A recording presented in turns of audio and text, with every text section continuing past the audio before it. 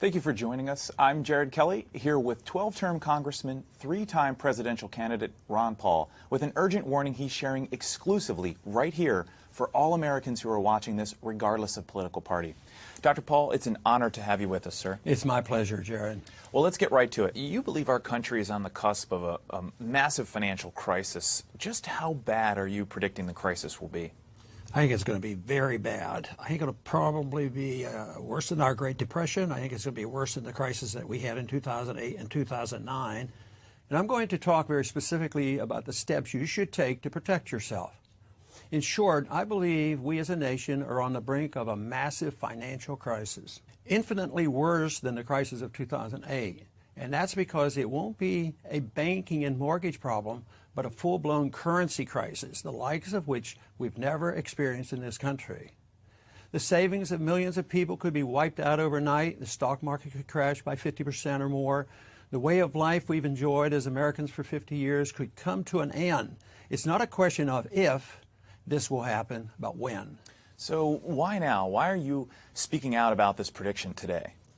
I'll tell you why, because most Americans don't have a clue about what's going on. Most people have no idea that in the past 6 years, we've created $4 trillion of new money out of thin air. At the same time, since 2006, we've doubled our national debt. I've said hundreds of times throughout my career in the House, prosperity cannot be created out of thin air by a central bank. The people running our country today are living in a fantasy world. And if you're not careful, you and millions of other everyday Americans will pay the price. So, Dr. Paul, what do you think will be the biggest impact of this crisis? Well, sooner than most people think, I predict we'll see people losing confidence in the U.S. dollar as a simple result of investors around the world realizing our currency is no longer the safe haven it once was. And you cannot restore confidence with more paper money. And when the currency collapses, nearly everything else goes with it. Stocks, bonds, commodities, you name it. When you destroy a currency, you can destroy the entire economy. You can destroy the whole nation. The middle class gets wiped out. The way you live, work, travel, and retire and invest in America, everything is going to change. Some of it in ways most people can't even imagine. So, essentially, you're predicting the entire U.S. financial system will collapse. As someone who's spent 22 years in Congress, what do you think will be the immediate impact on the federal government?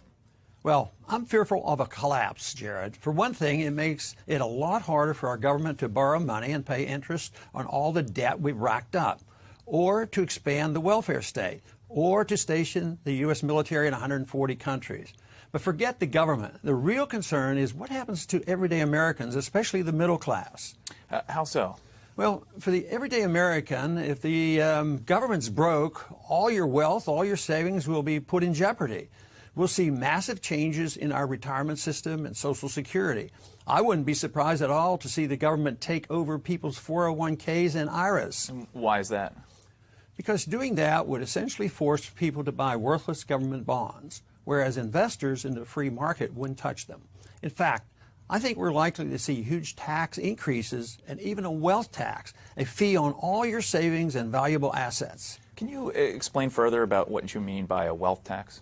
Absolutely. Anything is possible. It's only going to get worse. When this currency crisis hits, the government's #1 priority will be to control the existing supply of capital. We'll see all kinds of new laws and rules about what you can do with your money, where you can put it, where you can move it. And of course, we'll see a massive inflation when all those trillions and trillions of newly printed dollars make their way into the economy. Because we can barely finance our debt right now, so you can imagine what it's going to be like when interest rates go up 0.5% or 1% or 2%, the ball game's over. It's going to be especially rough on seniors or anyone who relies on the government for income. But isn't inflation, is that really the main worry? I mean, we've had inflation before, back in the 70s. Well, for starters, it'll lead to a total breakdown of the stock market. Imagine 2008, Black Monday, and even the crash of '29 all happening in a single day. The middle class will be wiped out. But you're right, in a certain sense, what really worries me isn't necessarily a stock market crash. The real killer will be the effect of all this on our society and our liberties. But we have to have an understanding about how important personal liberty is because it is connected to our prosperity. We were the most prosperous country in the world, mainly because we had the most liberty. But now we've lost our liberty, and guess what? Our prosperity is being threatened. You mean unemployment? No, it goes deeper than that. When you destroy a nation's currency, you destroy businesses, you destroy friendships and families. Faith in money is critical to a free society. Without it, you can forget about businesses and commerce, and you can forget about any sense of normalcy. People won't have any clue what to do when there's a line around the block just to access the ATM, or when the banks start shutting down. They won't have any idea what to do when stores stop accepting dollars as payment, or when no one's willing to make a loan anymore. So you're predicting social unrest? Definitely. I think we'll see problems in the big cities especially. In fact, we're already seeing the beginnings of that. Ferguson, the riots in New York and Detroit. What it comes down to is that people are going to be very, very unhappy when they turn on the TV one morning and hear that their life savings is suddenly worth a fraction of its former value. If investors around the world lose confidence in the U.S. dollar, the prosperity we've enjoyed since World War II will essentially cease to exist. Our governments on both the federal and state level could temporarily shut down. Businesses will close their doors. The price of things like milk and bread could skyrocket. Government created this. How can you depend on the Federal Reserve to solve this problem when they are the culprit who brought about the bubble and brought about the crash? The U.S. dollar is built entirely on confidence. If that confidence dissolves, so does everything else. And that's the weakness of paper money. Right. You see, governments have the power to declare paper to be legal tender, but they do not have power to give that money value. And this is something the politicians won't tell you. They've all been taught bad economic policy. I don't think they're bad people. I think, I guess another term that is not as generous, but they're just ignorant of good, sound economic policy. I know because I spent 12 terms in Congress fighting the people who control our monetary system. In fact, the threat of a currency crisis is what first drew you back into politics back in the 70s. When President Nixon took the U.S. dollar off the gold standard in 1971, you became a Republican candidate for Congress. You served on the House Banking Committee, where you blamed the Federal Reserve for inflation and railed against banking mismanagement as the cause of the savings and loan crisis. That's correct. The Federal Reserve should be abolished. The average American doesn't have a clue just how dangerous and corrupt the Federal Reserve System really is. Today, we've essentially embarked on an out-of-control experiment with our currency, printing absurd amounts of money out of thin air and borrowing so much that we can never, ever hope to pay back our creditors. You realize it took our nation 216 years to rack up $8.5 trillion in debt, and then just 8 more years to double that amount. Well, let me ask you this. You served on the House Banking Committee, the Committee on Foreign Affairs, and you sponsored over 600 legislative bills. Why aren't you back on Capitol Hill trying to spread your message from a congressional office? Because I'm finished with Congress. For me, this has nothing to do with politics or fundraising. It's the biggest financial story of my life, which I've been tracking my entire career. And now that it's finally here on our doorstep, I just want to warn as many people as possible. The simple fact is, the more people who prepare themselves, the better off we're all going to be. The fewer people relying on the government to fix this problem, the stronger our country will turn out in the long run. Because believe me, the government won't be able to do a single thing about this crisis. Remember, they're the ones who caused it. And remember this too, by the time we see a full-blown currency crisis, it'll be too late for you to protect yourself. The government won't warn you or save you. And I say that as someone who's met with every U.S. president for the past 40 years and every Fed chairman. I remember I once rode alongside President Reagan on his helicopter Marine One. And the subject of what's happening to our money came up. And he told me, he said, Ron, no great nation that abandoned the gold standard has ever remained a great nation. I also confronted Alan Greenspan about this, and he told me he still stands by his original thesis, which was published decades ago. He wrote, in the absence of the gold standard, there is no way to protect savings from confiscation through inflation. There is no safe store of value. But you're through with Washington now. Yes, my years of fighting in Washington are over. I don't work in Congress anymore, and I'm not making any more runs for the presidency. And that's why today, all I can do is spread this public message right here, right now, for anyone who's watching, and explain exactly how I believe you should protect yourself and get prepared. In fact, you're recommending an entire blueprint of steps to get ready, correct? That's right. I think it's remarkably simple for most everyday Americans to prepare. Now, keep in mind, I don't think you need to open foreign bank accounts, and I don't think you need to flee the country. The fact is, there's still nowhere else on earth I'd rather live than right here. But the important thing to realize is that you have to take action now. You have to realize that your financial safety is in your own hands. You can't wait for Washington to fix these problems. Real monetary reform will only come after a major currency crisis hits. And for most Americans, that will be much, much too late. That'll be only after a catastrophic stock market crash, after the bankruptcy of dozens of financial institutions, and after many people's savings are completely wiped out. And you're convinced these problems can't be fixed by elected officials inside our government, right? I tried to change the policy myself from the inside for 22 years. Believe me, I tried. And my conclusion is that there's absolutely no hope for the Fed or the government to conduct responsible monetary policy. I've spent decades grappling with Fed officials in committee meetings and at luncheons and private discussions with Fed chairmen. The problem is that our government cares very little about the basic laws of economics. They have very little understanding about how a free market actually works. What do you mean by the basic laws of economics? I'm talking about the consequence of printing paper money with no regard whatsoever for the value of that money. You see, governments can fool people for a while by printing paper money, but in the end, it's inevitable that trust in the money will be lost. Without trust, paper money is nothing. Trust in the dollar is absolutely required for it to keep its status as a vehicle of economic exchange. And we're already starting to see that trust fall apart in billions of dollars worth of transactions with more than 10 countries around the world. For example, China is also beginning to trade directly with Germany, Brazil, Russia, Australia, Chile, India, and South Korea, all outside the U.S. dollar. Some politicians might say, what about all the positive changes and steps we've seen in the economy in recent years? I mean, the market's up 200% since 2009. Real estate prices have rebounded. At a glance, many people believe that America's back to normal. Don't believe it. The problem is, these politicians typically look in the wrong places for evidence. The Consumer Price Index, for example. You can't rely on a report like that because the numbers simply aren't believable. Whatever you might think about the market and the economy, whatever political party you affiliate with, you can't afford to ignore the possibility that things are not back to normal in America right now. But now what's going on in the world is the West is selling gold.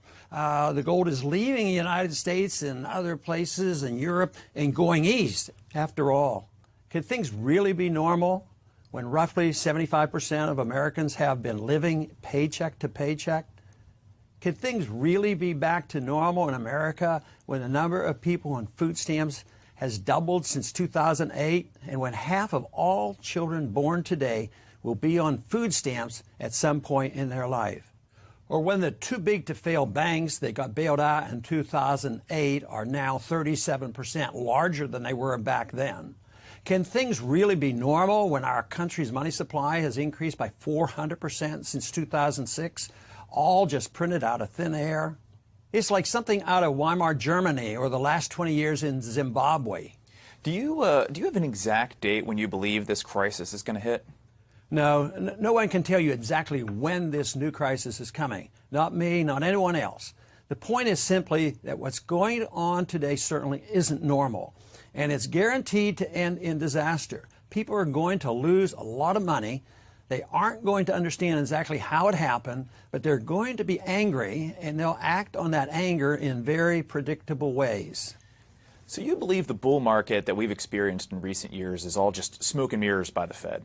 And most of the government reports that we listen to are misleading?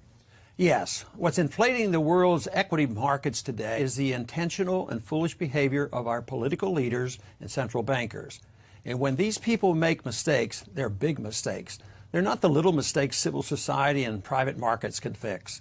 Like I said, America is not immune to the laws of basic economics, and we're not the first country who's tried printing massive amounts of money as a way of cleaning up a financial mess. It never works. Over the past 100 years, the type of debt crisis we're facing here in America has appeared in Germany and Russia, Austria, Brazil, Argentina, Chile, Poland, Japan, China, Greece, Ukraine, Italy, Ireland, Portugal, and Spain. And in every single case throughout human history, printing more money has never solved the problem, ever, and has always led to severe consequences for ordinary citizens who found themselves unprepared. But what about all the positive steps we've seen in the economy in recent years? I mean, isn't there a chance that a lot of these concerns just may not surface at all? I don't think it's a positive step when 52% of all American workers make less than $30,000 a year by one recent measure. Do you? And I definitely don't think it's a positive step when every single hour of every day the U.S. government spends about $200 million it doesn't have. It's precisely that sort of fiscal mismanagement that caused me to sever all ties with the Republican Party in 1987 and run for president the following year. Okay, well, let me ask you this. What'll set this whole thing off? I mean, where's the tipping point? The tipping point happens when people lose confidence in the U.S. dollar, and when that happens, interest rates will rise dramatically. And I believe it's going to happen sooner than most people think. Think about this. Every 2 months, the U.S. government borrows more money than the combined annual profits of the 100 biggest publicly traded companies in America. Does that sound sustainable to you? No, but at this point, it's completely normal for America, right? I mean, the world already knows we have this huge debt, so how is that new?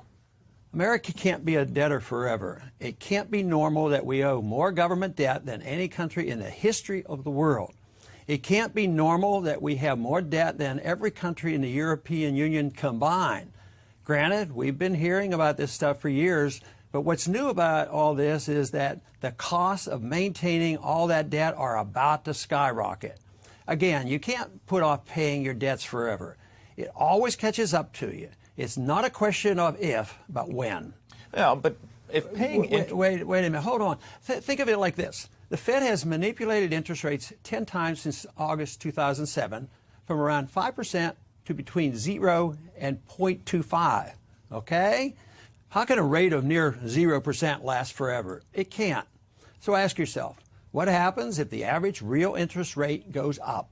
I'm not talking about skyrocketing rates of 10% or so, which aren't hard to imagine, but I'm talking about if rates just go up to normal. What if the rate ends up being just 4% annually? How does the government pay off all our debt? You realize that even if we paid it off over 30 years, a 4% would end up spending $58 trillion just to simply repay what we owe right now. If the rate ends up at 6%, we'd spend $102 trillion. How do we pull that off? Well, a lot of this stuff is just mismanagement by politicians, right? Isn't there a chance the rest of the world might, I don't know, cut Americans some slack and wait around for policy change? No, that's not how international credit works. 10 different countries have already signed deals to begin phasing out the U.S. dollar as the basis of trade. And you definitely can't wait for politicians to solve the problem. Our net public debt has more than doubled since 2006. This is years and years in the making. The politicians can't solve this problem. There's no chance they'll work this out. It's too late. As far as the world cutting America slack, you have to remember that the entire concept of money is based upon soundness, the promise of value. That's what money is all about. You've heard the expression, good faith. Sure. If we don't make a good faith attempt to pay back our debt, nobody will loan us any more money. And printing even more money makes the problem worse. And that's because the entire idea of honest money developed naturally to replace bartering so that farmers didn't have to walk around with a bag of potatoes anytime they wanted to buy something, right? Paper money is a promise that something of value is tied to it, like gold. We left the gold standard decades ago, so the U.S. dollar is only as good as the faith people have in it. And that confidence is already starting to crumble. Exactly. And when money can't be trusted, the price signals in the market all around the world can't be relied on anymore, which makes it harder and harder for people to exchange labor and capital internationally. The entire system breaks down as a result of the inevitable mistakes people make investing and saving their money. The scary thing is that many people in America, including many politicians in Washington, don't understand this because the U.S. dollar has dominated the financial world for more than 50 years. Okay, so to summarize, you believe all the trillions of dollars of new money being printed by the government will cause a massive devaluation of the dollar on a scale that we've never seen before. People could lose a bulk of their savings in a matter of hours, and most people will be completely surprised. For some people, the only warning you're going to get is me sitting here right now and talking to you. You won't hear about this on the news until it's already happened. And the government won't say a word. It would cause a panic. And yes, the crisis could arrive literally overnight, as it did in Great Britain in the 1970s. We're already seeing the warning signs. The Fed itself has announced that since 2003, the exchange value of the U.S. dollar has plummeted by as much as 20%. The IMF has proposed an entirely new world reserve currency system. Even Warren Buffett, a man who built his fortune on the strength of America, has moved something like 70% of his remaining government fixed income investments into foreign currencies. Now, Dr. Paul, you have a unique record in Congress. You never voted for more debt. You tried to audit and even abolish the Federal Reserve, and you refused to vote for anything that didn't strictly adhere to the Constitution. Isn't there anything that monetary experts or fiscally minded politicians can do to stop this crisis from happening and prevent this tragedy before it's too late? Theoretically, maybe, but they won't do it for political reasons. No way. The actions of the Fed and the last two White House administrations have gone beyond anything I could have ever imagined or fought in Congress. It's too late. I fear there could be civil unrest, massive unemployment, a huge drop in stock prices, great destruction of wealth, the erosion of personal liberties, vicious capital controls, the suppression of privacy, authoritarian clampdowns, bank and brokerage closings on a massive scale, and ultimately a major crisis as the U.S. dollar is rejected for almost any non-paper alternative. And believe me, I'm not trying to scare you. At this point in my life, all I want is for Americans to wake up, pay attention, and realize the logical conclusion of what our government is doing today. The only question is, will you take the steps necessary to get ready?